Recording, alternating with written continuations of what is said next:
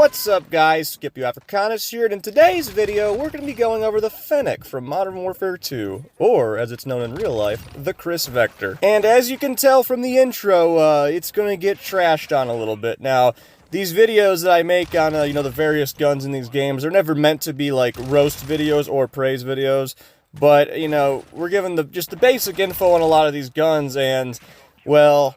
I knew the Chris Vector was kind of a gimmicky little gun from the get-go. Well, not from the get-go, but I found out later how gimmicky it was.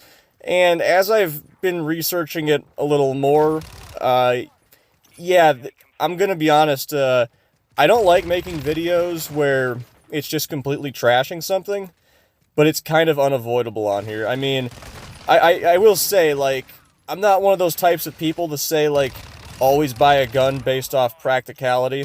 I got plenty of guns that I got because they're freaking cool, and, there's definitely more practical items. So if you like the Chris Vector, I'm not saying you shouldn't buy it. It's going to work, and it's going to look pretty freaking cool, but, going from the practicality standpoint in this video, which a lot of our points will hit on, I almost don't want to make the video because there is nothing redeemable about this gun. So anyways, let's get into it. The Chris Vector was developed by Chris USA, which formerly was TDI, or Transformational Defense Industries. They come in a variety of calibers. The main three that I personally see is 9mm, 45, and 10mm.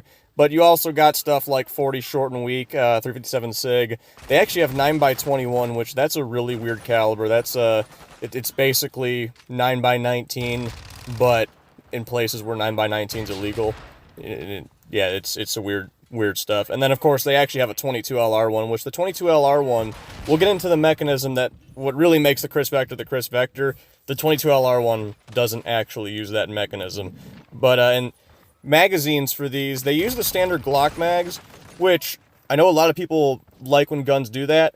Me personally, I think that's actually the first little con that we're going to bring up about this gun, because, well, let's just go off camera and demonstrate something real quick.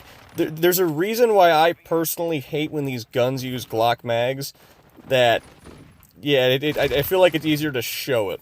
Alright, so right here we got two magazines. We got a PPS 43 mag and a Beretta 92. Funny enough, of all the guns I own, I don't have anything in Glock mags. I don't even have a Glock. But the Beretta 92 mag will kind of show what we're talking about. So, this is the reason why the Glock mags are, honestly, it's kind of stupid to even throw them in any type of PCC. They feed from a single stack, or they go to double stack to a single on the top, versus something more reasonably thought out, where it's double stack and it continues to a double feed. Why is this important? It makes it a hell of a lot easier to load your mags, especially when you get down to like the last maybe 10 rounds. So I already topped this thing off with like 20 rounds, and you can just see there is no issue whatsoever getting these in there. Now, with your single feed, you can do it. This magazine is actually fairly warm because I shoot this thing all the time, but there is still a little more effort required to actually get your ammo in there. And I will tell you, and many people will tell you, that when you get newer mags, especially that haven't been shot, I think the most notorious ones I ever had, for my SIG 365, when you have a new spring, it is considerably harder, to the point where you get to the point where you can't even load the mag without a tool. You don't need a tool for something like this. And honestly, with the PCC/subgun, they don't do this in a lot of pistols because it makes it a fairly wide, pistol. In a PCC/subgun, there is literally no reason to even have a single feed like that. It's just stupid. In fact, funny enough, you'll see this in a lot of subguns. This is a PPSH 41 magazine. You'll notice it has that single feed, and they went to a double feed. It's just one of my things. I understand why people like having, guns take Glock mags, because, a lot of people have a bunch of Glock mags hanging around. But even though I have a bunch of Beretta 92 mags, I would have rather had that CX4 take something that operates like this. But that's just me. So anyways, let's go back into the Chris Vector after getting a little sidetracked with this topic.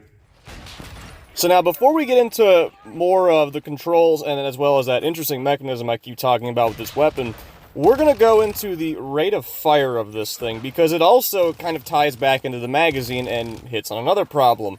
These things have an extremely fast rate of fire. What you see in game is pretty much what you get in real life. It's funny because I would call these the game's PPSH in game, just because of how fast they shoot.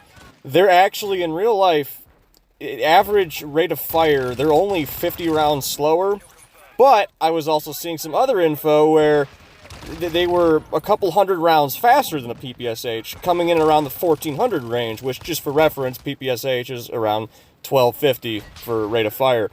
Now, the difference between, a Chris Vector and a PPSH is, PPSHs came standard 71 round drums. And, they would go to box magazines for reliability, and then they found that, having a 35-round box magazine for something that completely dumps ammo, in some instances slower than a Chris Vector, you might as well just develop a whole new submachine gun that shoots slower and doesn't eat through ammo. And that's kind of, where we get with the Chris Vector. If you watch videos on the full auto version of these things, again, the mag dumps before you can even adjust your shooting. One thing I constantly saw about this gun was how controllable they were supposed to be. But when you see people actually trying them out in real deal full auto, they have to pull off about, in some instances, they were finding their mags, a full 30-round mag would be empty by the time they got the whole thing controlled. This is very unusual for submachine guns. There's plenty of submachine guns where after the first 2 rounds, give or take, you can kind of control your burst, however much you're actually shooting. With these, the absurd rate of fire, and then coupled with, we'll get into the mechanism in just a moment, but coupled with that, they, again, I kept seeing that these guns were super controllable. They are uncontrollable. There is plenty more accurate submachine guns out there. When a gun from 70 years ago, the M3 grease gun, can shoot more accurately. Again, I don't want to constantly trash on the gun, but there is no pros to this gun in real life. But anyways, yeah, super fast rate of fire. Of course, given it takes Glock mags, you could throw extended Glock drums on there. But I mean, very clearly it was designed to take stick mags. Otherwise, it would have more smarter drum mag designs that aren't awkward to carry.